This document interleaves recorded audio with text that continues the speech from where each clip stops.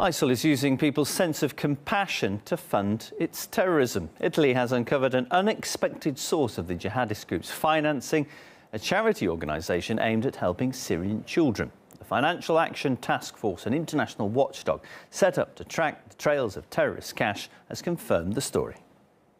The case study was provided by the Italian government, who are an active contributor, one of the original members of the Financial Action Task Force.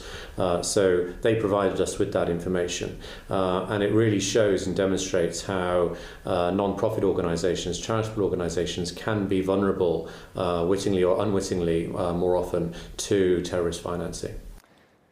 And here is how this particular scheme worked. Thousands of individual donors and businesses from across Europe sent their cash to the charity's Italian bank account. The money was then transferred to Turkey, where it was withdrawn by the charity. But among the donors was a terrorist who used the non-profit organisation as an unwitting conduit for ISIL funds.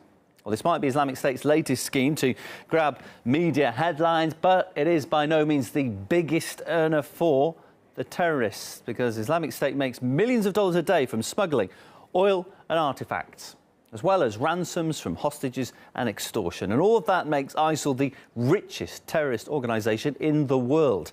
David Lewis, Executive Secretary of the Financial Action Task Force, thinks that countries aren't doing enough to close off the flow of funds.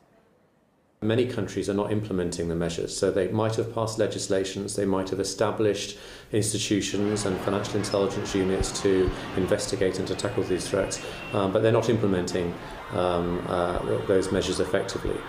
In particular, in relation to freezing terrorist assets, we found that 2/3 of countries have yet to freeze the assets of terrorists designated by the United Nations. And those countries that do freeze those assets do it much too slowly. In order for it to be effective, those measures need to be put in place by countries within hours. And what we found is that in most cases it takes anywhere between 2 days to 1 month before countries act to implement those measures, by which time the assets could have disappeared and we've lost them.